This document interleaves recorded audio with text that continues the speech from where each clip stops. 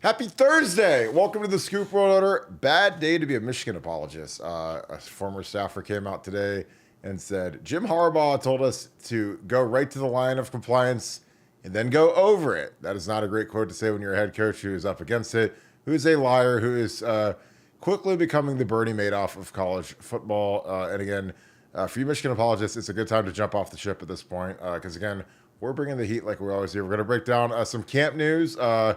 A medieval type virus is going through the team right now, but the team will be fine. There's a couple guys that have been out for a few days. What does it mean in practice? Will Howard is the starting quarterback. We're going to break all of that down and take your super chats. Again, our super chats go to Pay It Forward. Fantastic program. We've set up a lot of amazing people for it. Veterans, police officers, disabled veterans. It's awesome getting to know you guys, and I appreciate you guys joining BuckeyeScoop.com, the #1 Ohio State fan experience. If you guys aren't members of BuckeyeScoop.com, if you guys are having any issues trying to log on or get onto BuckeyeScoop.com and you're new to message boards, just send us a message, BuckeyeScoop@gmail.com. We will happily help you out. We are your concierge, and we'll get you all signed up. And we've been doing that kind of nonstop the last few days because people are really getting geared up for this season. This will be a season to remember. As always, if you enjoy this content, please leave us a like, click subscribe, also click that little alert bell. Again, we appreciate all that you guys do. This is a huge show because you guys make it one. This community is absolutely incredible. Thank you to guys like Steely and Sean Schrock, Karis and Beth. We appreciate all you guys. You guys are always in here early, nice and early, getting it cracking. The chat is always lit before we even start the show because the community is amazing. So again, I don't take you guys for granted. I appreciate you guys. The community has never been better. There's some addition by subtraction, and our community is absolutely fantastic at this point. And the numbers reflect that. Again, that's a big part to what you guys do. So big kudos to you guys in the Scoop family.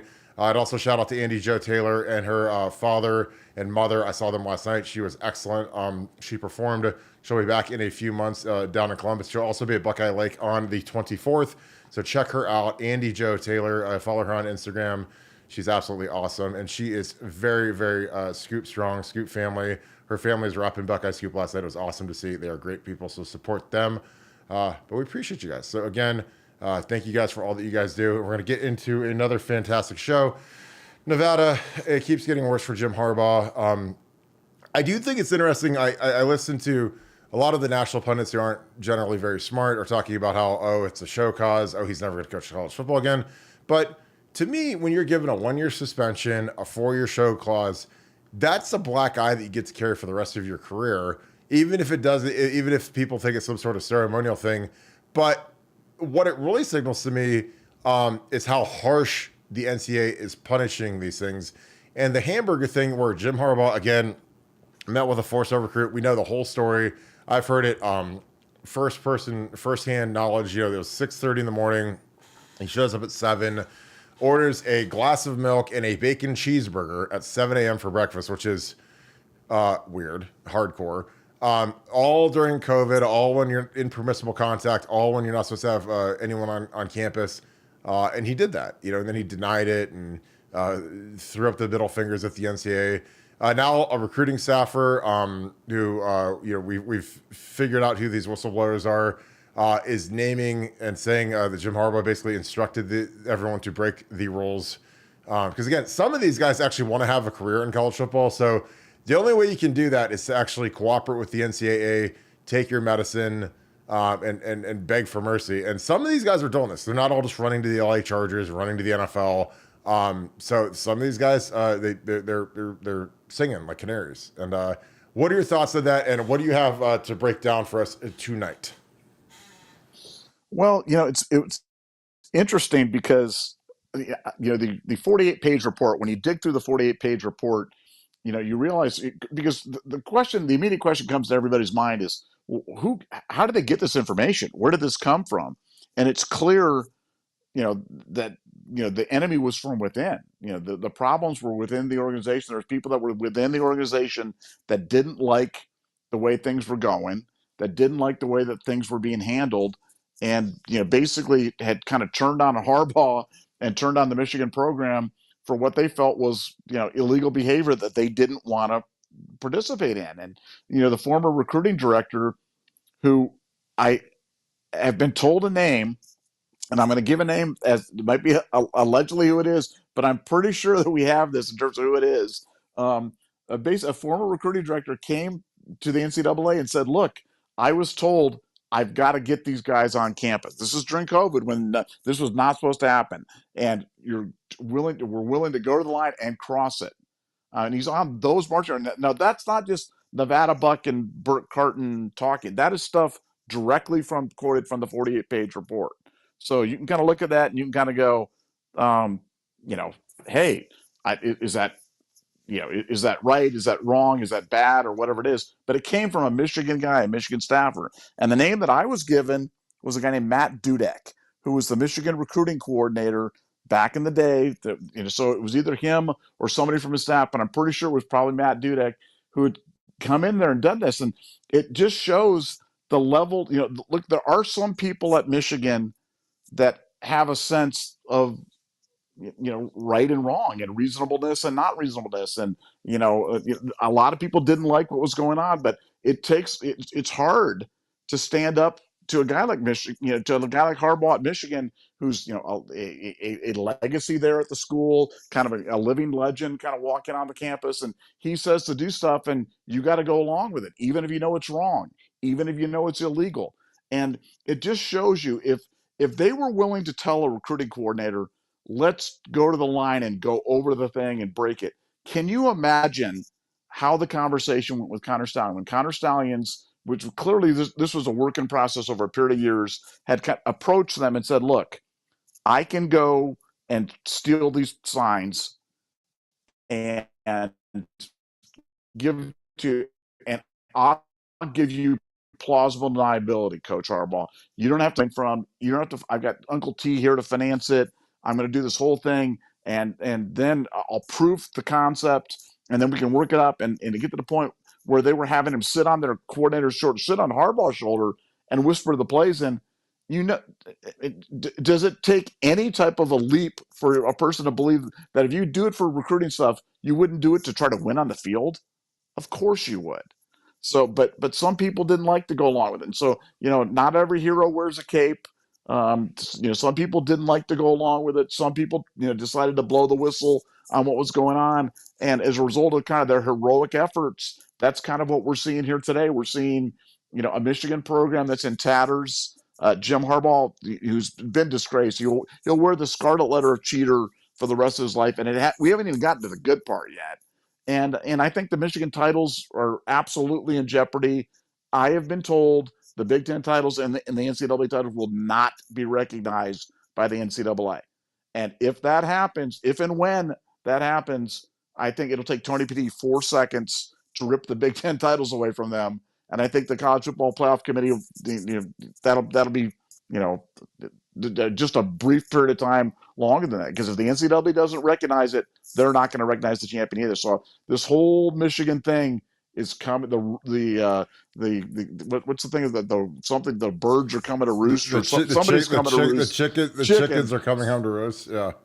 Yeah, there's some chicken and rooster or roosting and chicken and something, but somebody's coming home, and it's not going to be good for Michigan. But it all started with some people there that were willing to stand up and say, "Hey, this isn't right," and we tip our hat to those guys today. Yeah, and like we said, if they're going to do this for an offensive player, the cheeseburger, 7 a.m., 4-star kid, really good player, know exactly who he is. What are they going to do to win a game? What are they going to do to beat Ohio State? And again, if you're Jim Harbaugh, who again he's Bernie Madoff reincarnated at this point to me, man. He is. Hey, he's like, let's just keep riding this thing till the wheels fall off. This lie, this cheating, this thought process. Let's just keep riding these wheels until they fall off. Because, again, people are starting to sing. And the interesting thing is, these guys like, Matt Dudek was a guy that was like an integral part of the program. And then he's magically just fired, in the middle of spring ball. It was like April 15th or 16th. And I'm telling you, I just like when a guy gets fired in the middle of a time where there's not normally transition. It was like when they fired their linebacker coach on a Friday afternoon last year. Like something's up.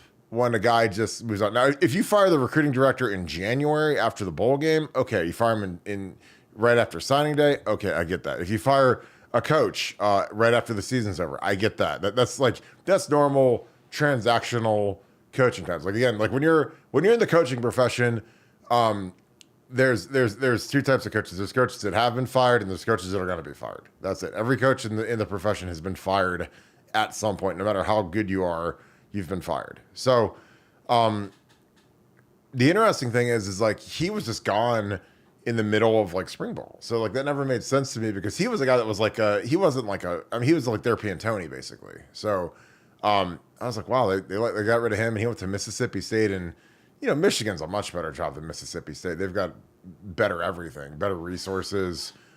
Mississippi State's a kind of the dredges of Starkville, Mississippi isn't exactly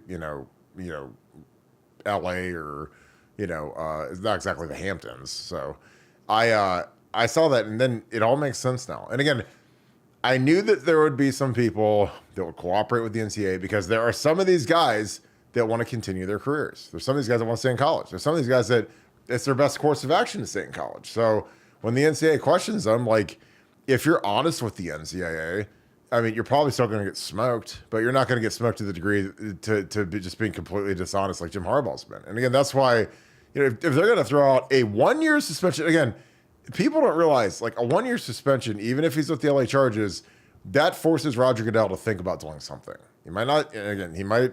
Again, just knowing this guy and how he's been heavy-handed in the past with players.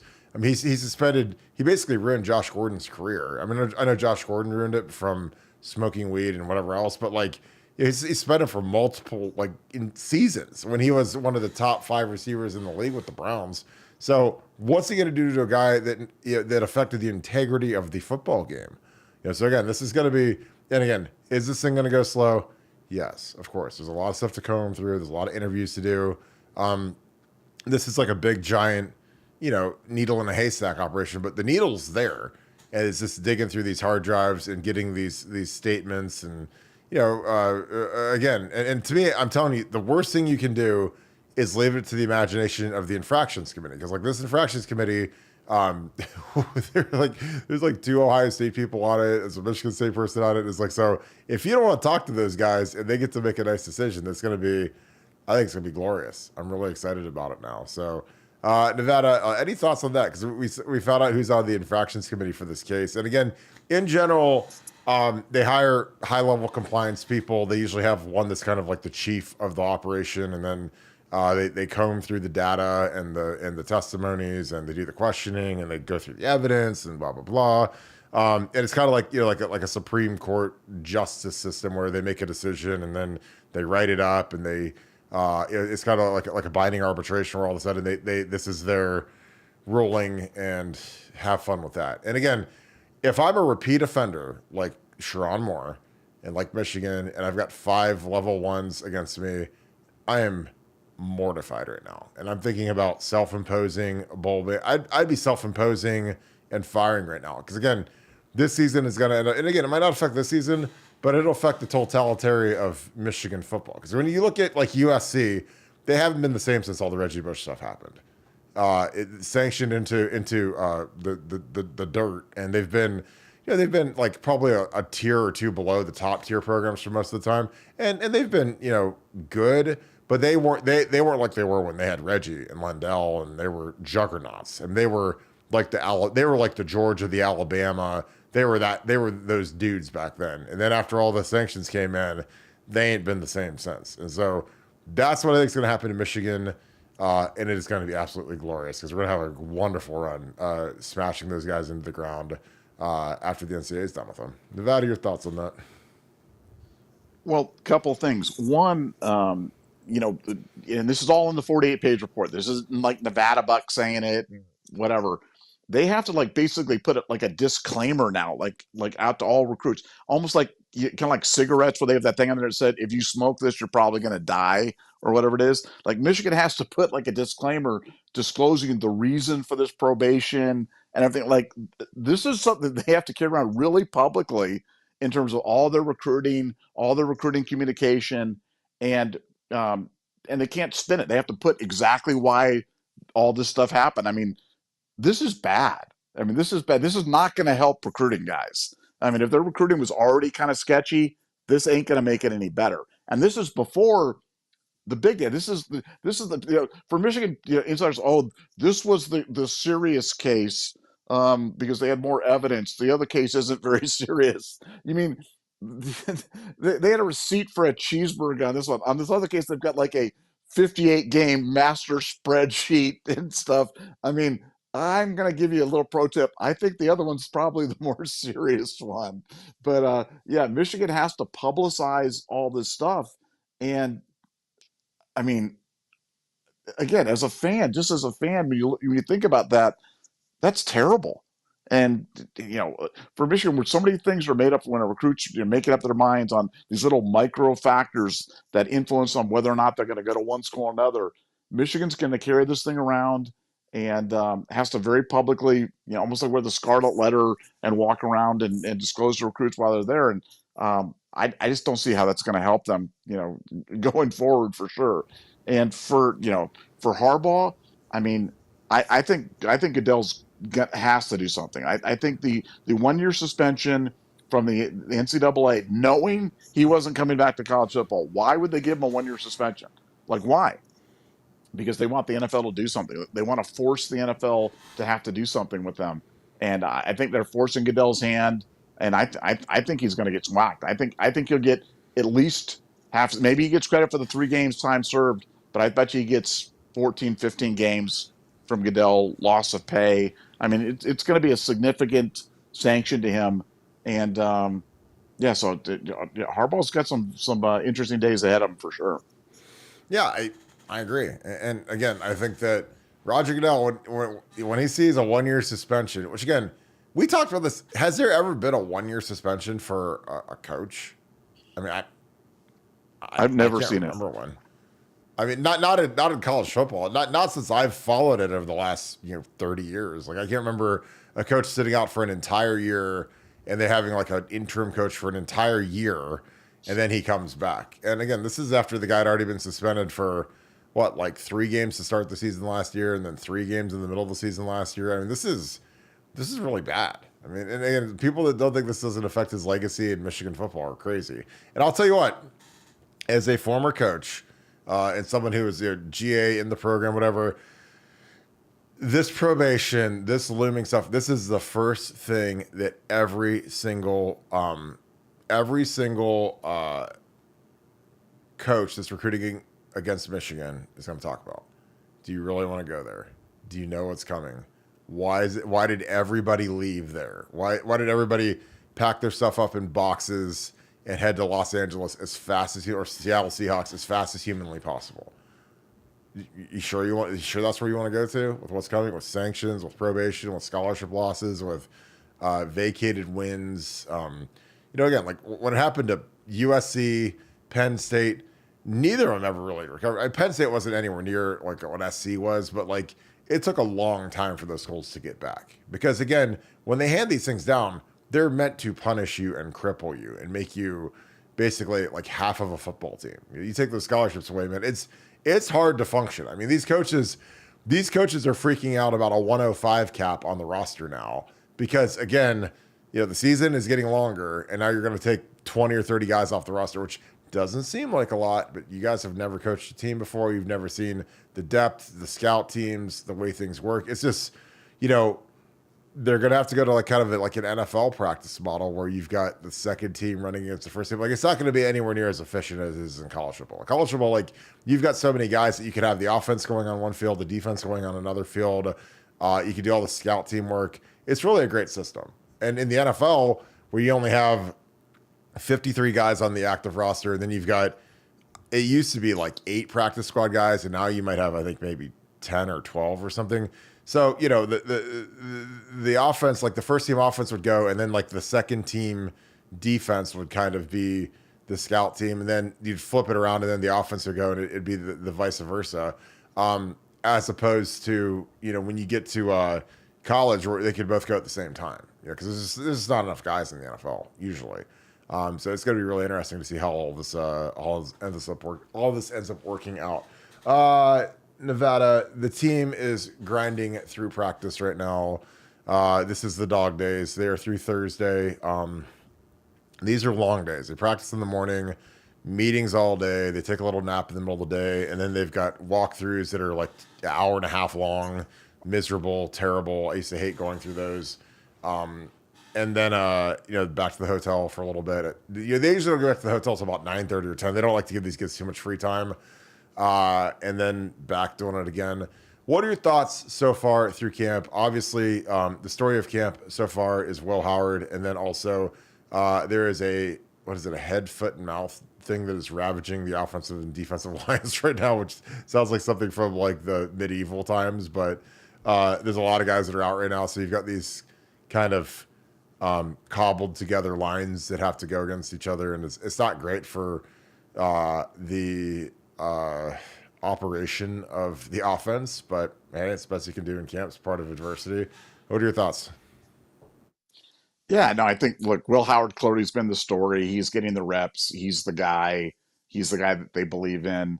Um, so that clearly to me is your story 1A. I think story 1B has been our offensive line depth. I like the depth, and frankly, this hoof and mouth disease or whatever, mad cow disease or whatever this thing is kind of going through the guys. Um, there's a blessing always on this stuff because I think it helps guys that are getting a chance to play that probably wouldn't have gotten the same quality of reps ordinarily because we've got key guys sitting out, and now you're giving other guys to do it. But the line already looks way better, and I've been saying for years, I've been saying run the quarterback and it'll change. And scheme is undefeated in terms of running the game. And I'm telling you, I will be vindicated on both points this year because the running quarterback is overpowered. Just ask Jim Knowles. And the scheme is so difficult to go up against. I was kidding you earlier today. I said they could roll your old carcass out there, and I think you could still go out there a couple of series and get it done. But all the guys look good. I like all the guys, and I know people are worried about depth on the offensive line, but Chip Kelly didn't operate all those years at Oregon with 5 Outland Trophy winners or something like that. He was operating with just a bunch of guys that were thrown out there, and he could make it work. Ohio State's got more than just a bunch of guys, and I like the offensive line depth. And I think then flip over the other side, the defense. I mean, the defense is everything we thought it was going to be. The defensive backfield I'm going to say it right now. It's the most talented defensive backfield I've ever seen at Ohio State. And we've had some good ones, and we've had some great ones, and went on to be some great players. That this team is when we look back on the guys that we have in this defensive backfield, that's how we'll be talking about this group. It's an amazing group. As good as the defensive front is, as good as linebackers are, the defensive backfield is just next level. And it's taking, rising the entire defense up. It enables you to take more chances up front, bring more pressure, do lots more things because you got guys that can just absolutely lock down on the back end, and that's what you need to win a national championship. And that's why I think Ohio State's a big favorite to win the national championship. Yeah, I think that some of the stories of camp. I think Sonny Styles is going to win the will linebacker position. I think he's a monster. I think he's going to really bloom under James Lord at his tutelage. I think CJ Hicks is going to have a big role. I think CJ Hicks is going to be a pass rushing, blitzing guy. It's funny. I talked about that ad nauseum all offseason, how I was like, CJ Hicks is an excellent blitzer. And again, blitzing is something where you have to have a talent for it. I mean, it's not like you just run forward and go pray that you hit the quarterback or run over the running back, whatever. But I used to watch CJ. CJ is explosive. And again, James talked about it yesterday, and it's like the same thing I saw in film. Is like he doesn't give you a lot to hit when you're trying to pass walk him. And again, that is an art to make yourself hard. And I call it like slippery. I don't have a better word for it, but like there's some pass rushers that are like Velcro. It's like when they rush against an offensive tackle, they just like stick to them and they can't get off them. And then there's some guys that are really slippery. It's like you can't get a hand on them because their hands are good, they're quick, they're twitchy, they're explosive. That's like Nick Bosa. Some of the really good guys that I played against when I was in the league. And that's what CJ is. He's an explosive guy, does not give you a lot to hit. And when he gets to somewhere, it's like it's like a car wreck. So again, I think, anyway, I'm not James. And James has forgotten more about linebacker play than I'll ever know, because James is one of the most cerebral players in the history of the sport. But if I'm running the show, I'm saying let's get CJ in early and let's blitz them. No matter what they line up in, we're bringing them. We're going to blitz them. We're going to let them go kill the running back, maybe kill the quarterback, get them involved, get them excited, get the blood flowing a little bit, and don't have them sitting there reading and reacting, thinking, dropping into pass coverage. Just bring them. And again, I would think about him in a pass rush package. It's just me, because I think that he's a guy. If you have him, Jack, JT rushing, those are a lot of guys that have to win. And again, if he's the feature guy that gets put on the back and gets to win and gets to the quarterback, like that could be a really good role for him. I think that obviously Caleb Downs is probably the best defensive player in the country. He's been outstanding. Again, I've talked a lot to a lot of people that really know Caleb, that were intricate in the recruiting. His dad is a real dude. His dad was a great player in the NFL. His dad was a very tough player in the NFL. His dad was a pro in the NFL. And guess what? Caleb's the same way. So guess who's a great influence on all these young guys like Jermaine Matthews Jr. and Calvin Simpson Hunt?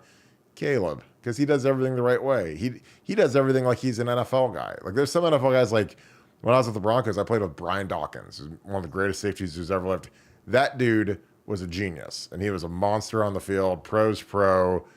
Every practice was like the gladiator in the arena, and he had 700 Wolverine figurines in his double locker. It was crazy. I was really lucky. I was in the NFL for a short time, bounced around the league, but I played with Champ Bailey, Brian Dawkins, Urlacher, Olin Kreutz, like guys that are just pros, guys that really knew how to study the game. They were geniuses on the field, and that's what Caleb Downs is, and he's a huge asset to this team, this program.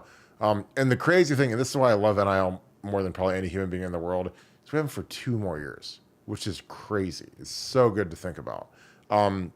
Our DBs, I totally agree. It's the deepest secondary we've ever had by far. I mean, we're literally like 8 deep back there, which we've never had that. You never have that kind of depth, especially in the portal era. We've got some amazing players, and there's a good chance that a lot of these guys will move on. Caleb can't. But there's going to be just absolutely reloading the whole clip, which will be great. Jack Sawyer's been dominant. He's leaner. And again, it's not even really fair when you have Jack and JT going against Austin Sourville at left tackle. And, Josh Schreier's getting his work. And Josh has been better. He's in much better shape than last year. And I think that he's got a lot of upside this year. But I love the direction of the team. I think Chip Kelly's team is going to be outstanding. I actually, in a twisted, sadistic way, I actually think it's good that some of these O-linemen are hurt, because it forces you to play your depth players. And again, no offensive line in the entire country has depth. So, I mean, people are like, well, we don't have 7 tackles. I was like, well, nobody has 7 tackles or 6 tackles or 4 tackles. You're lucky to have 3 tackles that can play. And right now, I think we have 3 really good tackles. I think we have Josh Simmons. I think we have Josh Schreier. And I think that we've got George Fitzpatrick. I think George could start, and it wouldn't look like vomit. He's got great feet. He really does a good job. So I think he's the 3rd guy. I think he's ahead of Zen from the people I talk to that know these guys better than anybody. I think our interior guys are going to be really good. I think Carson, again, Carson being an Iron Buckeye, we were talking about him all offseason about how this kid has got a chip on his shoulder. He was humiliated at the end of last year. He was benched and whatever. So, I mean, you could take that one of 2 ways. You could pout and be a big baby, transfer, whatever. You can roll over and die, or you can fight. And Carson chose to fight. So what did he do? Gained some weight. He got stronger, lived in the squat rack, got his lower body stronger so that he'd have a better anchor. And he's been really good. Now, again, these guys all got the mad cow disease or whatever thing they've got going right now. So he's missed time, and a bunch of these guys have missed time. So, but again, I don't think that's bad. And again, I know people say, "Oh, you're crazy, Kirk. These guys need every rep they can get." But with me, like Josh Simmons, like just get him to the thing. Donnie Jackson's missed time. Just get him to the game.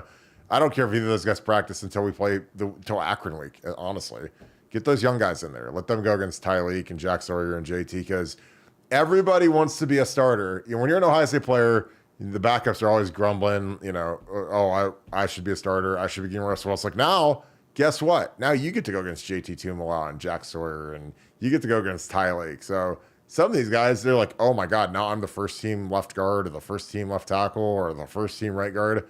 Oh boy, welcome to the big show, baby. You get to go see Ty Hamilton and Inside Run and Tyleek and those guys, and that's a big jump from the twos now when you're playing against the dudes, the men. So Like going from Kenyatta and Caden, who are good players, to Jack and JT, that's a huge level jump. So I like it though, because I want to say, hey, what are you made of? Austin Sowerville's out at left tackle. Like he hasn't played left tackle at all since he's been here. But we're so thin that he had to kick out there and do it. So, hey, let's see what you got, kid. So I like that. I like testing depth. I like seeing, because in a normal circumstance, you'd never see these twos go against the ones. But now you get to. So again, I like it because, you can't have guys grumbling and saying, oh, I should have gotten more reps with the ones or whatever. Just prove it. Turn the film on. Let's see how you do against Jack and JT. All right, Nevada, any other thoughts? And we'll dig into some super chats. And you are muted, homie. I am not muted. I am unmuted. Not muted. I want to give you. I want to go through the Iron Buckeyes so you guys can say, hey, I wonder if Nevada and Kirk have been talking about these guys, or if these guys kind of flew out from under the radar. I mean, Josh Fryer, Donovan Jackson, Lathan Ransom. Okay. Yep. Ty Hamilton. Yep. Sonny Styles. Yep. Trey Henderson. Emeka. Carson Hinsman. Yep. Oh, J.J. Smith. Oh, Cody Simon. Those were the Iron Buckeyes. And then go through your memories and say, wow, who are the guys that Nevada and those guys have been talking about the most this offseason? Those guys. I mean, those are the guys that have put in the work. To get to Iron Buckeye is hard, man. It is hard to get that. And, the fact that three of those guys are offensive linemen, I think is an absolutely great sign. And I just wanted to recognize those guys because not easy to get that. You get dinged off even for missing it for, whatever the reason, something behind your control. Those guys all got it done. And I think we're poised for I know we're poised for an unbelievable 2024 season, but those guys will be leading the way for sure. Yeah, I agree. And I think it's kudos to Carson and Josh Fryer. I mean, it bodes well because to be an Iron Buckeye, just to kind of break it down, we've always done something like this. Like, you can't miss a single workout. You can't miss a single, you can't be late to anything. And you also have to have like exemplary performance in the workout. So you can't loaf. You can't have, it's like a razor's edge to lose that. It's very difficult to achieve. Even though we have 10 of them, that's a really good year. Because a lot of times it's like you've got like 6 or 7 or 10's, I think, a pretty high number. I don't always agree with the criteria. I'll just be really honest with you. I actually disagree with some of the criteria because, if a guy hurts his pec because he's benching 500 pounds, I don't think that he should get docked. And when another guy's benching 350 and he doesn't hurt his pec. So if a guy's pushing himself and he gets hurt, because he's trying to lift too much, I don't necessarily think that means that he's a puss. I just think that, and I don't think, but again, that's just me. Maybe I'm an idiot and you can call me an idiot. I don't care. But there would be times where it'd be like, well, I remember I got in an argument with my strength staff when I was a player because I took, when we were maxing in squats, my last set was going to be 675, and I was like, look, I'm going to take a 5-6 minute break between sets because it's a lot of weight. I went from 635 or 645 to 675. So, when you guys are lifters, you go 645, 675, you got to take 5-6 minutes. You don't want to take too long because you don't want to get cold, but you go out, you stay warm, kind of stretch out, drink a crap ton of water because, you don't want to cramp or pull a muscle or anything. So, but I got dinged on that because I took too long in between sets. I was like, guys, I'm squatting more than anybody on the team. It takes time, when you're lifting real weight. These guys that are maxing out at 455 in their squat, that's my warm-up set. So yeah, again, I and again, we didn't have Iron Buckeye, but we had something similar. It was well, we didn't grade you a national champion, we graded you Big Ten or something. And I was I squatted more than anybody on the team yesterday, by far. So the only guy that was in the same universe as me was Tank Whaley, and he was 5'9", and I love Tank to death, but he was short arm, short leg, power lifter. So I was 6'5", so it's a whole different universe moving that kind of weight. But again, that's just me. But I was proud of those guys. I'm happy for Carson and Josh Fryer and those guys, and I think it bodes really well. And tell you, JJ Smith getting in as a freshman is terrifying because he is all that and a humongous Costco-sized bag of chips because he is Optimus Prime, baby. If Calvin is Megatron, then I'm going to call him Optimus Prime. So he is OP, and remember where you heard it first. All right. Digging into some super chats, Nevada. NJ Phil, thank you for the 10. Appreciate you, my friend. Asked Kirk yesterday, Nevada, what's your thoughts on players being aware of the sign stealing and Hutchinson treating CJ like he did at the Heisman ceremony, knowing they cheated to get there? What are your thoughts? Well, I mean, look, I think it's a trash program. I think what do they say? A fish rots from the head down, and I think it's a rotten program where they had to resort to cheating to win. They were getting beat so badly.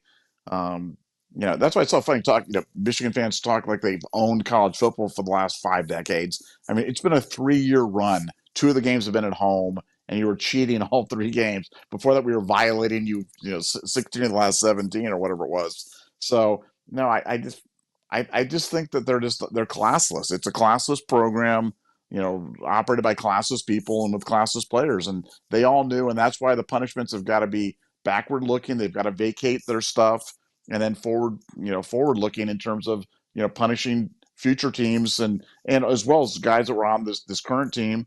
Um, to discourage bad behavior because otherwise don't. But they all knew. We all know they all knew, and yeah, and that's why I'll never root for Hutchinson. I think the Lions are a good story, and I like Dan Campbell, but I'll never root for Hutchinson. And I'd root for some Michigan players. Like I told you, I've said before that Charles Woodson was one of my favorite players, but Hutchinson could go down tomorrow and it wouldn't bother me. And that probably makes me a bad person, but I'm okay with that. It's fine. They're morally bankrupt. They defend Yeah. Bernie Madoff at this point, I think. Uh, Yeah. Larry Daniels 1. Thanks for being an ultra member. Thank you for the 5. Appreciate you, my friend. I just can't believe how dirty and rotten for Jimbo to burn it to the ground and run like hail. Oh, I see what you did there. That is excellent. Yeah, to me, that's like the crazy thing is he's just so far in that he just can't. It's like he can't get out of it. He's Elizabeth Holmes from Theranos. Like that's who he is. Like he's just like he's so far. I think they might be the same. That might be he's the male chick from Theranos. Like I mean, they wear the same stuff every day. They're in this wild delusion where I was taught to never lie, never cheat, never steal. I'm like, well, that's not what your staff said you said. Yeah, it's really that's a cool soundbite in front of the media that you're forced to meet with when you're an NFL head coach. But in reality, that's not what was going down. And again, that was for recruiting, like recruiting offensive players, during COVID. Like, what happens when a guy comes to you and says, "I can tell you what to do on every play"? And today, I was actually talking to a former teammate who's one of the greatest players in school history, and I said, "What would you guys have done?" And we had some really good defenses when he played there. What would you guys have done if you guys knew it was run left or run right? Just that. If you just knew if you just knew it was just a run. Oh my God. Like you give up, and we barely give up any yards with knowing that. And I was like, imagine if you do the direction, run, pass, and he's like, that's an insane advantage because if you just know it's a running play, then automatically your safeties are going to get involved in the act as soon as the ball snapped.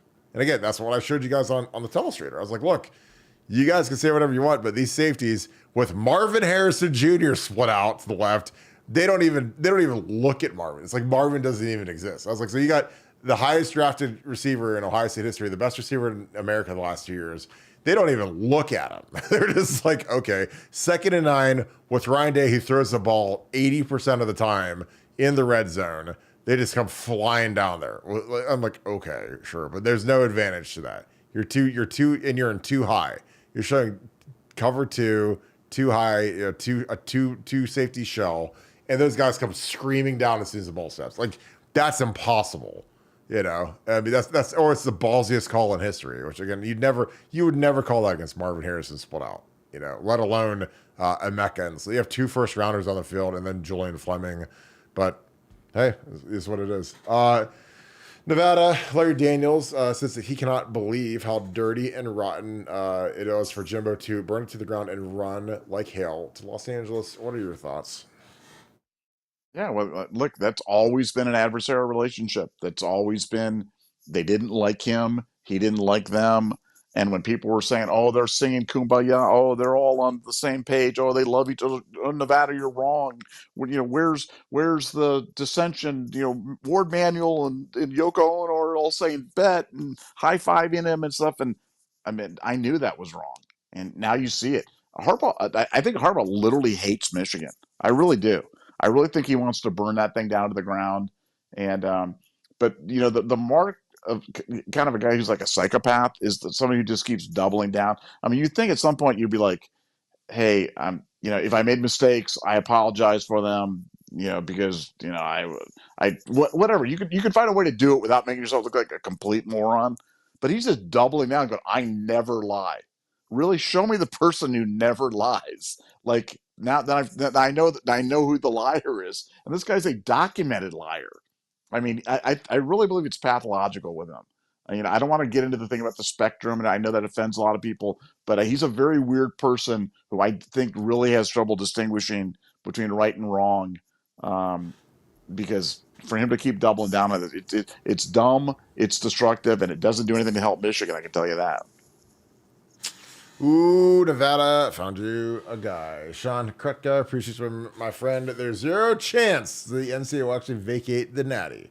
They seem to only be focused on Jim Harbaugh.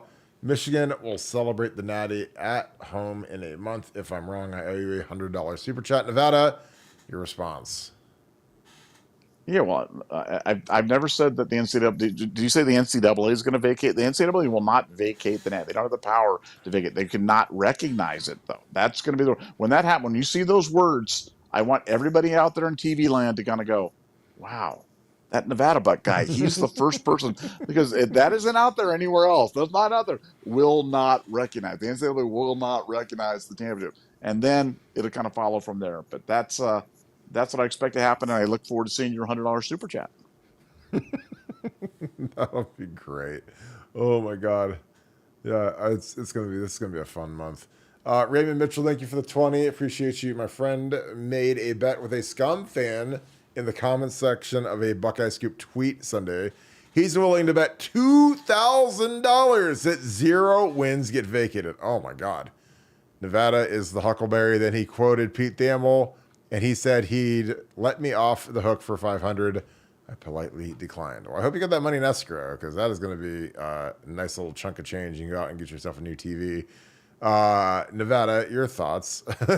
He said, made a bet with a Scum fan in the comment section of Buckeye Scoop. Your thoughts on this? Because that's crazy. Yeah. Get the money in escrow. You got to get the money in escrow. You got to get it in escrow, bro. You're never gonna collect from this guy. He's a Michigan fan, so he's already got something a little wrong with him right there. And they're not honorable. He'll come up with something. Oh, that was mean, and they overstepped. And get the money in escrow. That's my advice to you, because otherwise you're never going to see it. I know these guys. I've been there. Been there. 0 wins get vacated with what they did. Oh yeah, please. Woo. Wolf. We'll see on that. Wolf. That'll be that's a dog us on Poppy level bet right there. That is free. Yeah, no kidding. Buck Nuts, thank you for being an Ultra member. Thank you for the 20. Appreciate you, my friend. I think you have a question 2 down. I'll get you in a second. Michael Jarrett, thank you for the deuce. I honestly think Urban Meyer broke Jim Harbaugh. Love it. Nevada OH. I agree. I think, I mean, let's look at the course of action here. So, Urban's last game against Michigan was that like 62-28 or some craziness where that was the track meet of track meets. I mean, Paris Campbell was still running, Olave, Dwayne Haskins threw for 5 million yards that day. I mean, I've never seen anything like that game, especially because going into that game, all I heard about was revenge tour, Rashawn Gary, Chase Winovich. Oh my God, how are we ever going to score? Defense. This is the Ohio State team that lost to Purdue. And that was one of the greatest days in Ohio State history, because I was like, they found that number 24. I think it was number 24. I still remember it was that one cornerback and they found him, man, and he was 28. the aquarium, man. It was like they find the fish. That guy was the aquarium, and it was literally, let's find him. Let's run crossing patterns, and Don Brown can sit over there and run his little Huckleberry Finn offense, and it was really astoundingly bad. But Nevada, I don't know. I think Urban did break him, and then the next year, but then Ryan smashed him the next year too. Up at Ann Arbor, they smashed him in 19, and then Harbaugh took 20 off because they were terrible, and then magically they came back and they were like really good. So I don't know what could have possibly changed, but magically they turned into Biff Tannen with the Gray Sports Almanac, and they were just like, oh, I know everything that's going to happen. This is great. What are your thoughts, Nevada? Yeah, no, I was going to say, I think it was Ryan. I think he could have survived just being violated by Meyer, but then Day comes in and does it to him as well. And at that point, he realizes, I mean, he's like 46-29 before he started cheating, and then he was like 40-3 after the cheating. I mean, the cheating was the story of the Michigan team. Nobody's ever gotten that good before without recruiting or something drastically happening from a talent standpoint. You don't just all of a sudden go to 40-3 from a team that was like 2-4 during COVID. But what happened? Well, they knew what plays were coming. So yeah, that made a big difference. The cheating mattered. If there ever was a case that screams for the vacation of wins, it's this one. If they don't vacate wins for this one, they should never, ever, ever have that penalty. There will be vacated wins. There will be vacated titles, at least the big title for sure. And go forward. We're not going to see them in the postseason anyway, but they're going to be banned from the postseason. I'm telling you that. Mark it down and hold me to it. Totally agree. Buck Nuts, I got your question up now. Appreciate you. Thanks for the 10. Thank you for being an Ultra member as well. Hey, all, I'm coming into town for the Troy Smith Golf Invitation. His tournament will be awesome, which will be it's actually this Monday. What should we hit for pregame? Well, I think it's at like 8 a.m. It's pretty early on Monday, so I don't know where you could pregame. Maybe Waffle House. Who should I say hello to? Out of state Buck looking for that northern hospitality. Well, your boy is going to be playing in that. Use the term. They call me a celebrity golfer. I'm not a celebrity, obviously. I don't really care for that moniker. I love these guys to death. I love Troy Smith to death. So if he calls me, I am there. So I will be at the tournament. It looks like it's going to be a blast. He's got some really interesting guys. I mean, Truss is coming. Vince Young's coming. Terrell Pryor's coming. Johnny Manziel's. He's got a bunch of Heisman guys coming. So I don't know. I was like, I think it's going to be an absolute blast. And it raises money for mental health and also for offensive line NIL, which I was like, man, I'm definitely like 20 years too late, but love you, dog. Appreciate you. But he's really excited about it. I think it's going to be fantastic. It's at Little Turtle Golf Course. There's still I think there's like 3 foursomes that are still available. So if you guys want to play in it, look it up. Google Troy's tournament. You can buy the tickets to golf or whatever. I'll be there. Love to see you guys. I'll be repping my Scoop beer, of course. You guys always know that. But it's going to be a great day. I believe if you are, there's like a Sunday night like VIP party where all the celebrities are supposed to be at it. Like I'm not going to be at it. Obviously, I'll be podcasting, but that's on downtown at someplace at Genesis, which I've never heard of. But it looks like it'll be great. I love Troy to death. I want this thing to be a smashing success. So if you guys feel the need to golf and have a blast on Monday, look up Troy's tournament. Ricky Williams is going to be there. There's a ton of really good names coming in that I don't think have ever haven't been around Columbus. We were joking. If you guys watched the Troy Smith Jim Tressel episode that I did last week, we were talking like, I don't think Vince has been here since 05. So that'll be fun. But I'm excited to see these guys, and I'm just really excited to support Troy Smith because he is the best, and super excited to see how this tournament goes. So if you guys are interested, Troy's tournament, just Google it. You'll go right to the page. There's like a ticket thing if you are interested in golfing in it. Like I said, I think there's 3 or 4 foursomes left, and you can also, if you're just a single ticket, you want to golf, they'll throw in a foursome, and it'll be a blast. So I'm really excited about that. So just wanted to plug that real quick, and then I also wanted to shout out my girl Andy Jo. This is from last night. I look exhausted because I was working all day and all night, but she did great at her show. So shout out to Andy Joe and you guys support her. Her family was all in Scoop here last night, so that's pretty cool. Again, I love. We had a bunch of Scoop people show up, so it was a very nice night. And thank you to all of you that went. But yeah, Bucknuts, hit me up again. BuckeyeScoop@gmail.com. If you're in town, you want to hook up and grab lunch or whatever, let me know. But I'm sure I'll see you at the tournament. Buck Nasty, thank you for the 10. Is Day vindicated if wins are vacated, Big Ten title, etc.? Yeah. I mean, I don't know if he's vindicated, but I think that, when a team is known to be cheating, I think that it obviously makes it impossibly hard to win. Again, it's no different than the classic, the guys that were winning the fishing tournaments that were stuffing weights inside the fishes and they were weighing them, and then someone finally x-rayed the fish and they were filled up with like lead, the little lead sinkers. And like, do you say that the other fishermen sucked and they weren't as good as these guys that kept winning all these tournaments? And they won like hundreds of thousands of dollars in prize money because they were stuffing these fish with lead weights. So that's kind of where it's at, in my opinion. But yeah, I'll throw this over to Nevada Buck Nasty again. Thanks for the 10. He says, "Is Ryan Day vindicated if wins are vacated, Big Ten title, etc.?" What are your thoughts? Well, yeah, the stuff's going to happen, but either way, he's already been vindicated in my eyes. I mean, now that we know what was going on, I don't know how any right-thinking person cannot look at those games and not be like, "Wow, he gets a big do-over from it." I mean, regardless of what you feel like the go-forward penalties, the back-forward penalties, you all know the facts of the case. The facts of the case aren't mysterious. They're not in dispute. They're all out there for everybody to see. And he was, the victim of a multi-year cheating scandal. And for me, that absolutely gets him off the hook for any of those last three losses. Now this year, no, you gotta get it done. But those 3 years all come with an asterisk as far as I'm concerned, a big one. And I think I like I said, I'm willing to bet money that they're going to be erased. So they've already been erased in my mind. Totally agree. Rohan Van Gogh, thank you for the 5. I have a strong feeling that the starting offensive line is going to be Josh Simmons at left tackle, Donovan Jackson at left guard, Seth McLaughlin at center, T. Gratish-Kabul at right guard, Josh Schreier at right tackle. How do you get them to work as one at Nevada OH?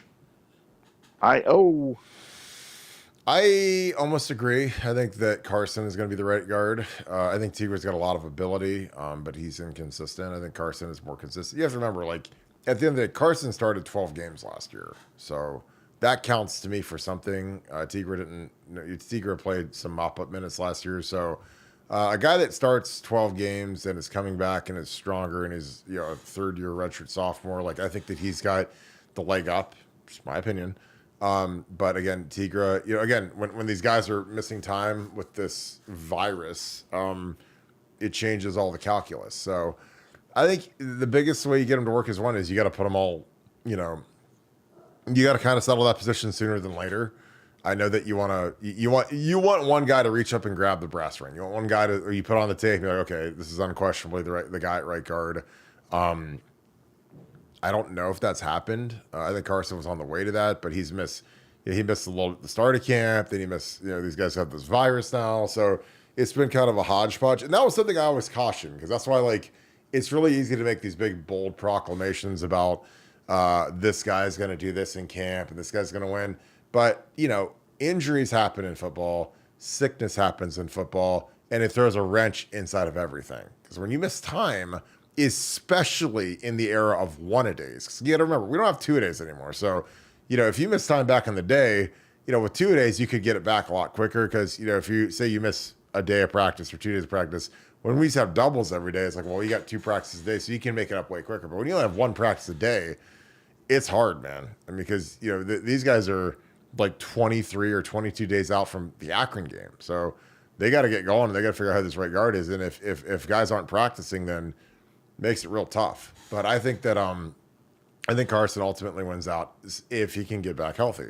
Tigre's got a lot of ability, but to get him to work as one, he's got to start playing him as one. And it's the same thing where, if you really don't know who your quarterback is, then I guess you keep doing the competition thing. But they know Will Howard's going to be the starter. So I think that, they like to play this facade with the media who are mealy mouthed and aren't really that sharp. And okay, Ryan, sure. Like Will Howard took every single rep with the ones today, except for 2, and Devin was out there for a little bit. But Will's the guy. You got to keep Devin kind of fresh with the ones and kind of keep it a little bit competitive. But they didn't go out and mortgage the farm to bring in Will Howard and annex Kyle McCord to Syracuse to just, settle on Devin Brown like this. I mean, they could have had Devin Brown be the starter, but instead they went out and they shook up the room and they went out and got Will Howard and they got Julian Sands. So that tells me a lot of what they thought of what they had in the room.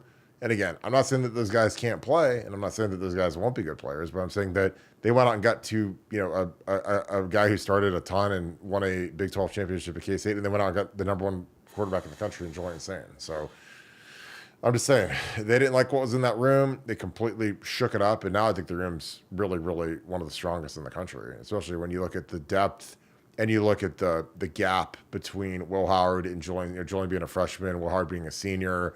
You got a nice little transition year. It's kind of like when you've got Aaron Rodgers handing it off to Jordan Love.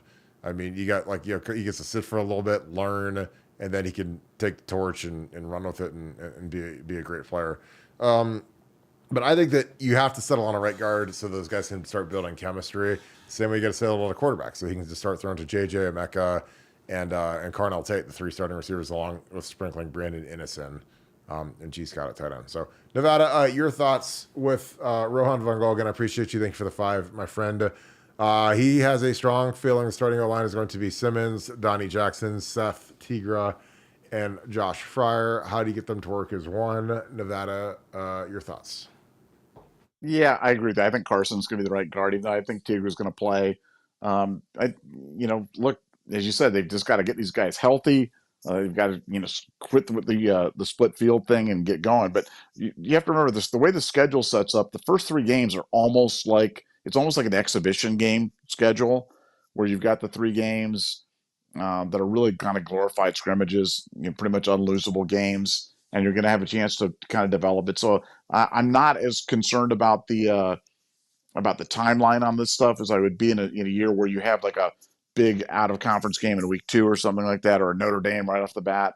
This year the schedule sets itself up for kind of a long. It's really an NFL type schedule, exhibition games, and then 13, 14 games after 15 games after that for the title. So I think we've got time to develop it, and I think we will develop it.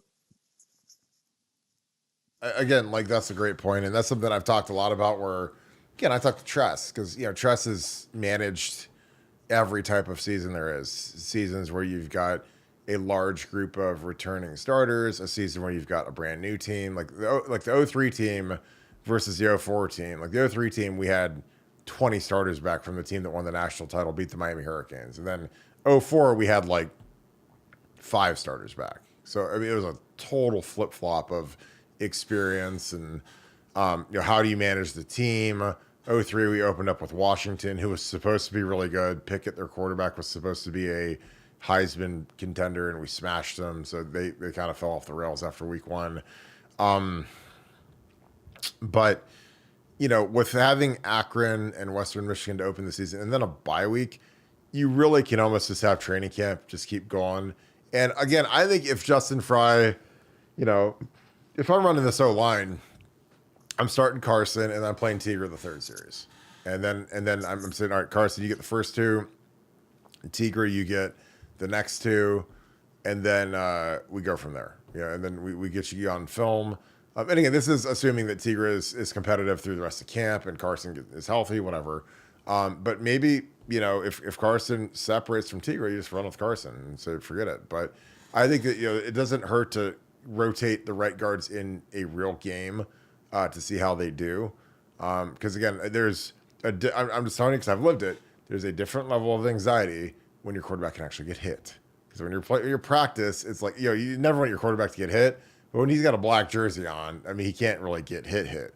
You're playing, again, Akron isn't exactly, that's not, King Kong or anything. But, when all of a sudden, if you mess up, your quarterback can get smoked, that's a whole different ball of wax. So you want to see if the guys can handle that as you grow. And again, this schedule is it's like if I could have made a schedule out of this would be God's gift to Ohio State is making the schedule, because you open with 2 patsies, then you have a bye week, and then you've got Marshall, and then you kind of ramp up Michigan State, Iowa, then you get to Oregon. So it's not like you play Oregon week 2 and you better know who your right guard is. So you've got like really like 4 weeks to kind of figure it out as you're going. Obviously, you want to figure it out quicker, but just because a guy loses the job out of camp doesn't mean he can't win it in the season. Because again, I lived it. In 2004, I lost the right tackle job, kept grinding, kept fighting, kept doing my thing. And when I got my opportunity, and again, it was against a guy who was a first-round pick. He was really good. He's from Wisconsin, Erasmus James. I'll never forget it. When I got my opportunity, I took the job and I ran with it. And I started every game after that. So, and again, that was going into that game. I didn't know I was going to play. I mean, I always, you're always ready when you're the backup, but I didn't know I was going to play basically the whole game. But after the first 3 drives, I was the guy in there, and they benched Tim Schafer, and then I took a spot. And again, that was because I just kept my head down, kept grinding, kept trying to get better. And if you lose the job, there's always going to be a little bit of anger and whatever other emotions you want to have. But you got to keep your head down and keep grinding. Because again, and the thing about football, man, is anything can happen. You could lose the job, then the starter in front of you could sprain his ankle, break his leg, tear his ACL. Like anything can happen. So you gotta stay ready. So you don't have to get ready. All right, on to the next. But Rohan, that is a great question. Again, I appreciate you, man, because you bring some really fantastic stuff on here. So I appreciate that so much. A lot of your questions are really, really, really, really sharp. Sean Rawlings is up, brother, the king of Worcester. Thank you for the 5, and thank you for being an Ultra member as well. Hope you're doing good tonight. I gotta go to Koisha House. Koisha House is in Worcester, and it is fire, and it is all cash. I figured that out the hard way when I went in there and I ordered like a $30 pizza, and I all has my Visa, and it didn't work. They're like, you need to go to the ATM. I was like, oh my god, and they didn't have one in the store. The show does nothing. The show cause does nothing to Hairball because the dude is mentally gone. I'd agree with that, because I think that he just ignores everything. And Tom Mars is doing a great job of just, crapping. I mean, Tom Mars is like probably thinking about the case and sending Jim Harbaugh an invoice for $100,000, and I'm gonna write this letter and it's gonna say they're a kangaroo court. I'm like, well, you guys can say that, but I don't know if I'm Jim Harbaugh. I don't know if I want to thumb my nose at the NCAA and call them a kangaroo court when they still have the much bigger scandal looming. Because I don't think that helps Michigan. When you're just like, oh yeah, they're irrelevant and stupid and archaic and draconian and kangaroo court. And I don't know if I'd be talking that tough when they still have a much bigger decision to levy in the future. Nevada, your thoughts? Sean Rollins, again, thanks for the 5. And this has been Ultra Member. Says the show cause does nothing to Haribo because the dude is mentally gone. What are your thoughts, Nevada? Yeah, and I think the point is, though, it's not that he doesn't.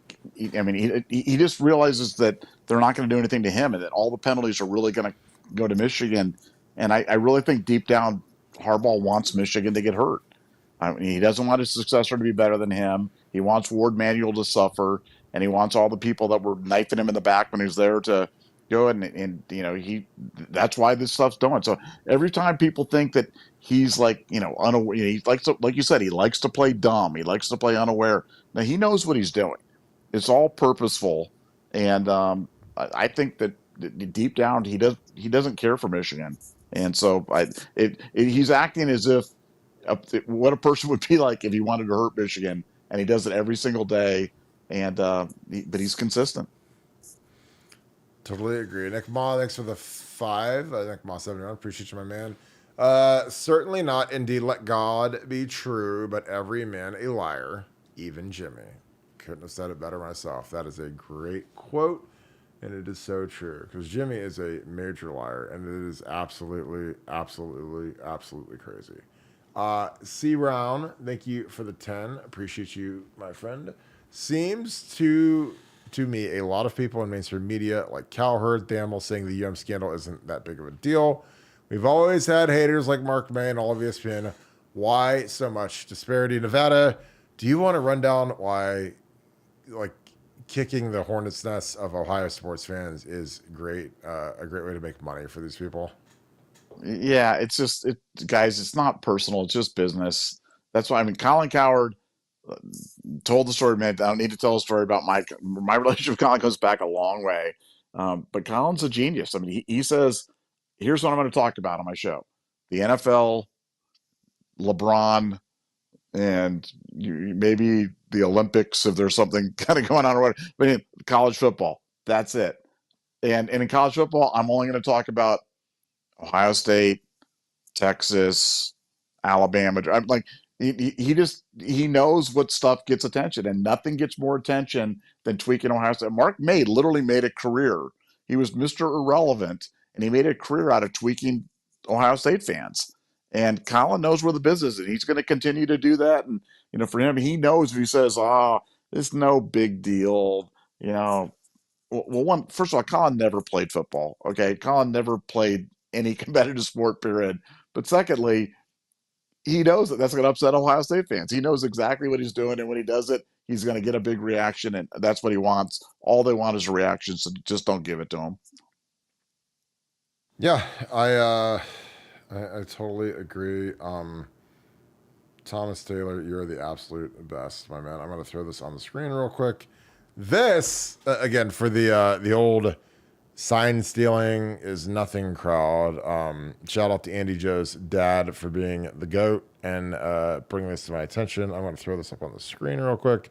Sonny Dykes, who is one of the best coaches in all of college football, had something very interesting to say, and this is from August 5th. I did not see this, but again, this does not surprise me at all. Let's put this up on the screen real quick. Sonny Dykes, who smoked Michigan in that playoff game 2 years ago. They knew Michigan was stealing signs prior to the college football game, and he literally says, "This is great." He said that they basically could not have won the game without knowing that. So that is interesting. So he said, Sonny Dykes said, "I'm not aware of the Michigan stuff." He said they never reached out to me. He said it was an interesting time. We were preparing for Michigan. We had a long time to prepare for them. And as we got started, you know how it is. You call people, at some of the schools that have played them, and everybody kept saying, "Hey, watch the signals and be careful with this." And he said, you hear that from people, and often you hear that from people that lost the game as kind of an excuse. I think we treated it as a way at first, but then we started to hear it more and more and more and started to dive into it. And it seemed pretty obvious that something was going on, but we had no idea or to what extent. And he finished the sauce. He said, "I think sign stealing is pretty common in college football, but I think that Michigan took it to a different level. So we made a couple of changes. It wasn't anything earth-shattering, but we made some changes to protect our offense and our defense from them. I think it certainly helped us, and I don't think we would be able to win the game had we not gotten some of that information." So, again, shout out to Andy Joe's dad. You're the man for that. But yeah, it kind of speaks to the crowd that is it's not a big deal. And you got to remember, TCU ran through. It was like an absolute massacre when they played these guys because they knew. And again, all of a sudden, Connor Stallions didn't have the golden ticket anymore, and Michigan looked like mortal. It looked like Superman 2 when Superman gave up his powers to marry Lois Lane.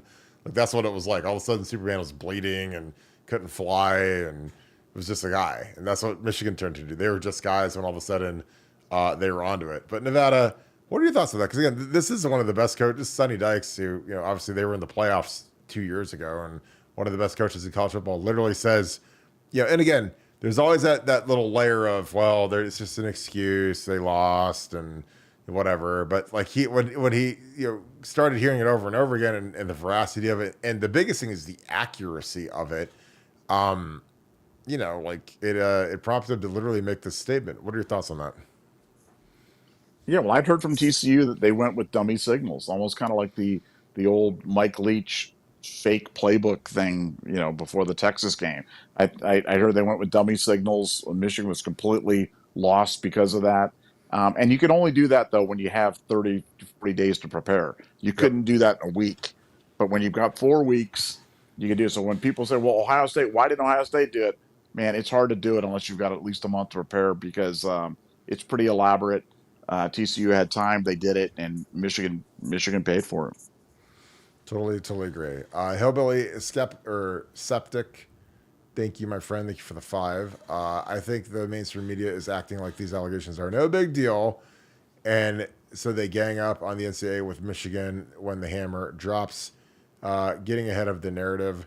Yeah, well, I think, again, one of the smartest media people out there is Bruce Feldman. Bruce Feldman is a guy who's been around for a long time, really sharp. I actually watched him do an interview with Rich Eisen. Rich Eisen is a total lunatic. He's as in the bag and is bad. Even he realized how bad it is. But Bruce Feldman, Rich Eisen literally asked him why. How does this get leaked? Who could have leaked it? And Bruce Feldman basically said, this got leaked by Michigan. He didn't say it was Michigan, but he's like, yeah, this is how the stuff works. And again, Nevada said this 3 days ago or 2 days ago, whenever this thing leaked. And so I think that the mainstream media, like if they want access to this, like ESPN, like Pete Thamel, they have to say, well, this is Michigan getting out in front of the posse. This is Michigan trying to get their story out first before this thing drops. And it said, hey, if we give you this, you have to say it's not a big deal. And, it's not, nothing's going to happen and no biggie. And Connor Salians is gone and Harbaugh's gone. And everybody's gone. And, so what could they possibly have? And oh boy, they're going to suspend a bunch of ghosts who aren't at aren't at Schembechler Hall anymore. So I think that's how this thing kind of works. But I think that there is some, something to these people. They love to get Ohio fans riled up because again, we have to address this on our show because again, we're the honest outlet, and all these other guys are just chasing insanity where they hurt. They say this crazy stuff like, "Oh, it's not a big deal that Michigan stole signs." I'm like, well, ask every football coach in America if they think it's a big deal. Ask all these guys if Michigan is literally in a corner right now by themselves because all of the schools across the country that this affected all of a sudden don't want anything to do with these guys. So, but Nevada, your thoughts? Hillbilly Septic, thanks for the 5, says, I think the mainstream media is acting like these allegations are no big deal so they can gang up on the NCAA with Michigan when the hammer drops, getting ahead of the narrative. What are your thoughts on that? Yeah, no, I just think they're going for attention, they're going for clicks, but you're slowly but surely starting to see the narrative start to kind of unwind. You're starting to see little cracks in it, and people kind of coming out and starting to see this. And as more and more information gets out after, especially after that 48-page report, and wait till the notice of allegation actually hits against Michigan, I think you're going to see a total swing on the national narrative of this whole thing because I think the evidence is overwhelming and it's frankly it's alarming. Yeah, I agree. Donald and Karen Rossbeck, hope you guys are doing great tonight. Appreciate you, my friends. Thank you for the 5 for being Ultra members. Well, Hairball knew he would be fired if he lost the game in 2020, and that is why he used COVID to back out of the game. That is a great point. And again, they were, 3-5 or something that year? I mean, it was something atrocious. 2-4. 2-4. 2-4. Yeah, 2-4. So if Ryan puts it on him, which he would have, because you remember the 20 years year we went to the national title and we lost to Bama, but we beat Clemson and Justin Fields, and we would have destroyed Michigan that year. So I totally agree. It was a great cop out, and again, they're lucky they didn't play in the SEC because the SEC those guys were playing. The ACC they were playing. Just in the Big Ten, we had to quit games and shut games down and dodge games, and he's just such a coward. But I agree with you on that. Nevada, what are your thoughts? Do you think that Jim Harbaugh knew he would be fired if they lost the game in 2020? Yeah, I think his position would have been completely untenable. I think his only the COVID thing was the COVID and cheating were like the greatest gifts for him to kind of give him time to right the ship, get the cheating scandal in line. So yeah, our history would be very different if it wasn't for that. But live and learn, move on, and on to 2024. Totally agree. Taz, what is up, my friend? Thank you for the 5. Kirk, I'm a high school football coach. QB is looking to make the jump to OC soon. What run game schemes are must-haves to build an offense around? Well, I think that, tight zone is the easiest play to run, especially with the read option off of it. Again, I don't know what kind of quarterback you have. If he's a guy who's a scrambler or can run, but I would always look for a mobile guy that can carry the ball a little bit. I think I love tight zone. I love power. I know that there's a lot of people that say that you can't run both. Like Alex Gibbs he hated the power play, but the power play is the play that Trust loved. But Urban ran tight zone and he ran power. And I would just get real familiar with those. Those are basic plays. With zone, you can basically do everything, especially tight zone. We didn't do a lot of wide zone with Urban. We were a big tight zone team, and tight zone I think it never goes out of style, especially when you run the read option off of it. So that's what I would make that my bread and butter. I would watch some of Alex Gibbs's cut-ups, his clinic tapes. There's actually a great clinic tape where Alex Gibbs tutors the Florida Gators. Like Urban's a genius. He brought Alex Gibbs, who's I think the greatest running game offensive line coach in the history of the game, down to Florida to clinic. And he clinics Steve Adazio and all of the coaches in the building on how to run the zone play. And again, Alex Gibbs he was Woody Hayes' offensive line coach. He's since passed away, but he was a monster. Little guy, but he believed in tight zone. And when back in the day, you guys all remember the Denver Broncos were, Terrell Davis and Orlando Scary and all the different guys, Mike Anderson. They had all these different running backs that were like 6th and 7th round picks that turned into Pro Bowlers and led the NFL in rushing. And it was all because of the scheme. It was all because they believed in that tight zone stuff. So I would get really good at that. It's very easy. It's very easy to teach. But you have to rep it a lot. And that was kind of our bread and butter play with Urban. And we ran power too. Those were our two big plays that we ran. And with tight zone, you can run a million things off it. That's why when I break down Chip Kelly, like he runs a lot of zone stuff, but there's you can motion a receiver across, you can run misdirection, orbit motion. There's a ton of window dressing you can do, but it's basically one blocking scheme for the O-line. So pretty simple. So again, I would really focus on tight zone. Because it's easy. It's not. I mean, it's in theory easy, but you have to rep everything a million times so that the kids get comfortable with it. So, but I like it because the kids get to come off the ball. You don't necessarily have to have massive, monstrous dudes to run it. Because again, Denver always had the lightest offensive line in the entire NFL. Because it was more about getting guys going sideways and finding a place to cut.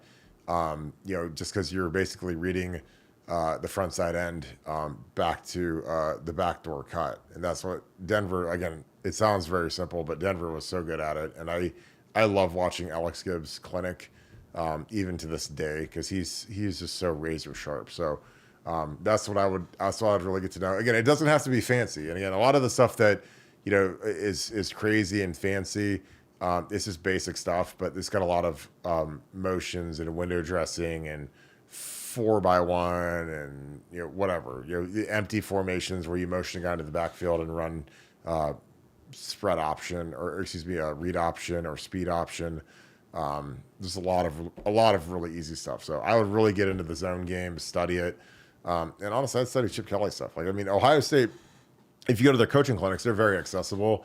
And I'm sure that they'd give you some tips and some access, and I'd study it because that's always been kind of a hallmark. We've done a lot of stretch recently, which I'm not a big fan of.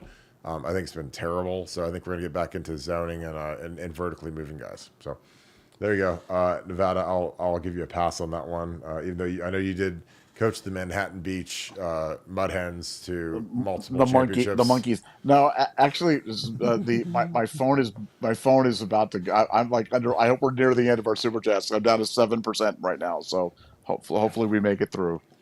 You always have excuses. No, all right, let's go. Schaefer Healthcare. Thanks for the 10. Do you think Chip's offense will more closely resemble Urban's offense than Day's? Coward needs a bib with all the scum gagging he's been doing. Go Bucks. Nevada, I'll let you go first before your phone explodes in your hand and you die a tragic death.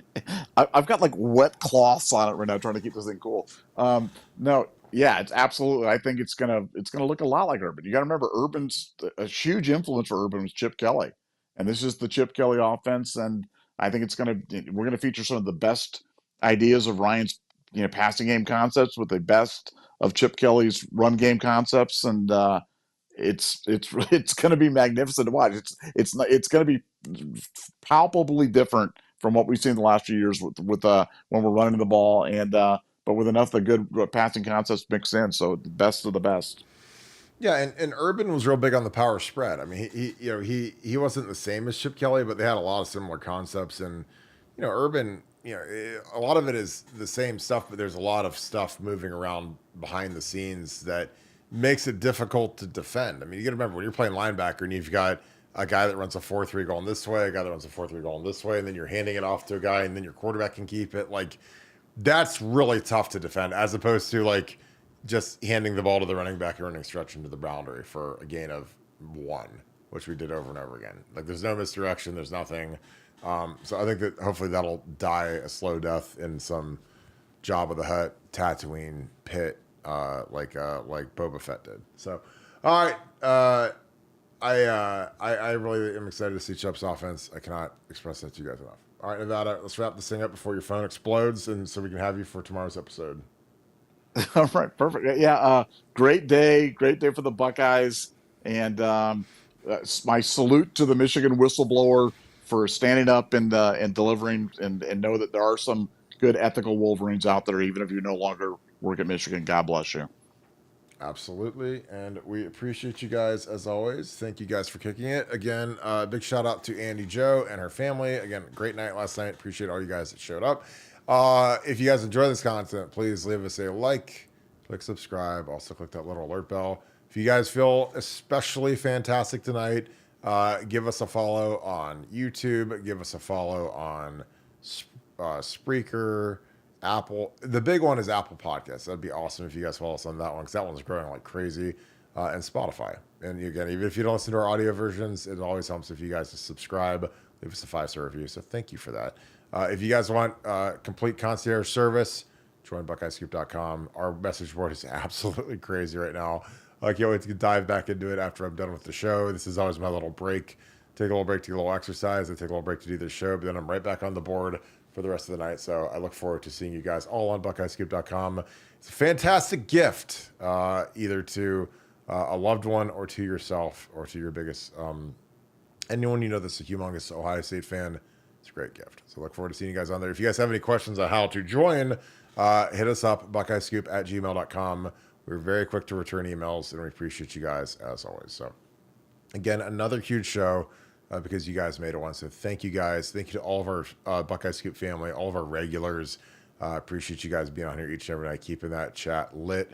Thank you to our moderators. Thank you to Kim, Devin, Akeem. You guys are the absolute best moderators in the game, bar none. And I absolutely love you guys, so appreciate that. So thank you so much, Buckeye Nation, and thank you, Scoop family. We will see you tomorrow. Made it to the weekend, folks. So have a great Friday. See you guys tomorrow night. Go Bucks.